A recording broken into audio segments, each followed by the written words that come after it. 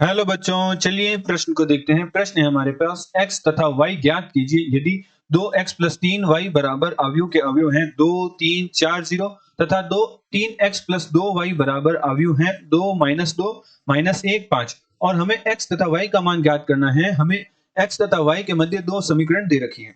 चलिए सर्वप्रथम हम प्रश्न के लिए मुख्य अवधारणा लिखते हैं। मुख्य अवधारणा, तो हमारे प्रश्न की मुख्य अवधारणा क्या हो जाएगी? हमारे प्रश्न की मुख्य अवधारणा हो जाएगी अवयवों का योग या घटाव। अवयवों का योग या घटाव, तो किन्हीं दो अवयवों का योग या घटाव तब ही संभव है जब दोनों अवयवों की कोटि समान हो। चलिए इसे उदाहरण के द्वारा समझते हैं। मान लीजिए हमारे पास एक अवयव है जो 2 गुणा 2 कोटि की है और हमारे पास एक और अवयव है जो भी 2 गुणा 2 कोटि की है। तो इनके मध्य योग या घटाव तभी संभव होगा जब दोनों अवयवों की कोटि समान होगी और इनके योग या घटाव से प्राप्त होने वाली अवयव भी हमारे पास 2 गुणा 2 कोटि की होगी। मान लीजिए हमारे पास एक अवयव है, प्रथम अवयव है जिसके अवयव है a, b, c, d और द्वितीय अवयव है जिसके अवयव है x, y, z, w और हमें इन दोनों अवयवों का योग ज्ञात करना है। तो इनका योग किसके बराबर होगा?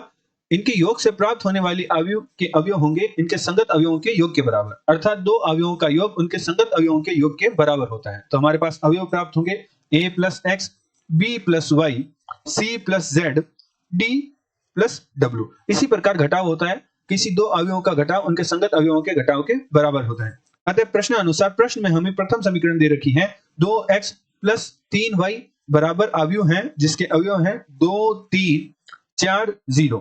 ये हमारी प्रथम समीकरण है और हमारे पास प्रश्न में द्वितीय समीकरण है जो कि है 3x प्लस 2y बराबर अवयव है हमारे पास जिसके अवयव हैं 2, -2, -1 और 5। ये हमारी द्वितीय समीकरण है।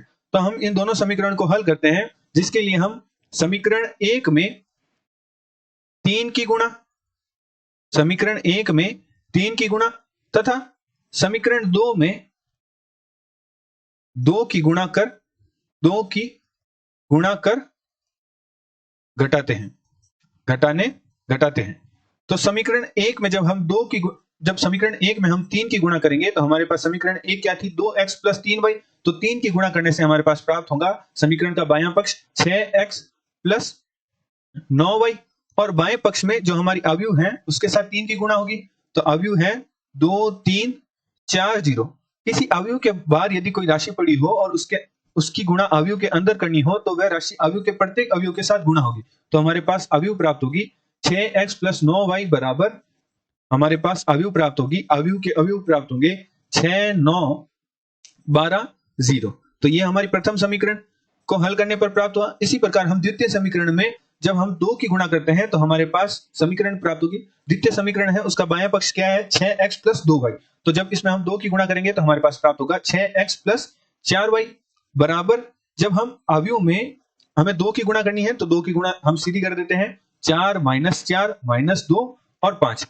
अब हम इन दोनों अवयव को घटाते हैं तो घटाएंगे तो माइनस माइनस माइनस तो 6x से 6x घट जाएगा और 9y माइनस 4y मिलकर हमें देंगे 5y और बराबर में हमारे पास अवयव प्राप्त होगी 6, 9, 12, 0 माइनस हमारे पास दूसरी अवयव है जिसके अवयव हैं 4, -4, -2 एवं 10।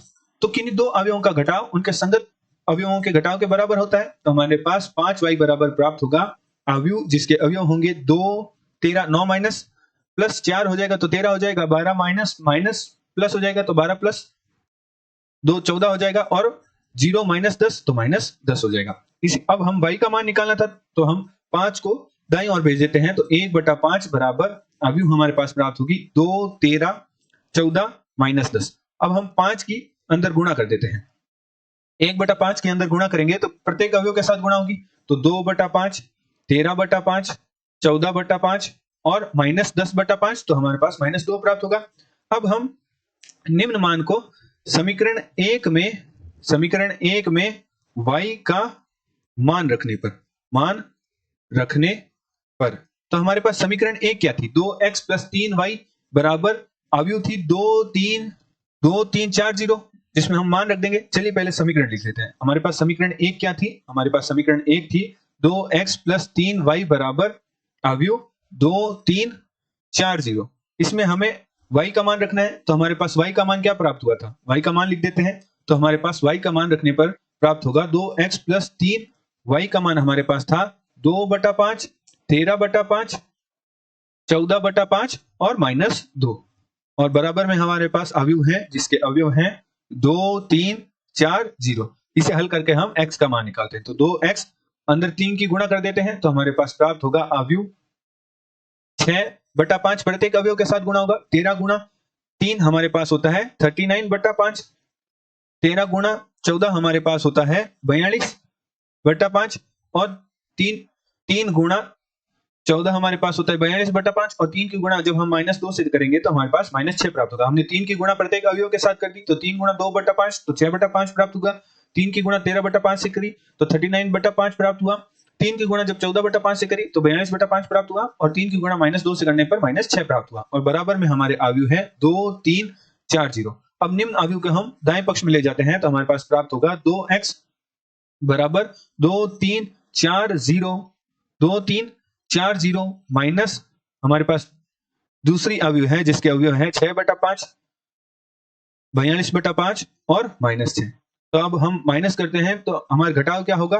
किन्हीं दो अवयवों का घटाव उनके संगत अवयवों के घटाव के बराबर होता है। तो हमारे पास घटाव प्राप्त होगा 2x बराबर हमारे पास अवयव के अवयव प्राप्त होंगे 2 माइनस 6/5, 3 माइनस 39/5, 4 माइनस 42/5 और 0 प्लस 6 हो जाएगा क्योंकि माइनस का 6 था। तो हमारे पास 2x लघुत्तम लेने पर हल करने पर हमारे पास अवयव के अवयव प्राप्त होंगे 4/5 माइनस 29/5 माइनस 22/5 एवं 6। अब हम x का मान निकालना था तो 2 गुणा में है उसे दाईं और भाग में भेज देते हैं और भाग में भेजकर उसकी अवयव में गुणा भी कर देते हैं। तो हमारे पास x का मान प्राप्त होगा 2/5 माइनस 29/10 माइनस 11/5 और 3। तो हमारे पास x का मान प्राप्त हुआ अवयव जिसके अवयव है 2/5 माइनस 29/10 माइनस 11/5 और 3 और हमारे पास y का मान प्राप्त हुआ था अवयव 2/5, 13/5, 14/5 और -2। आशा करते हैं आपको प्रश्न का समझ आया होगा। धन्यवाद।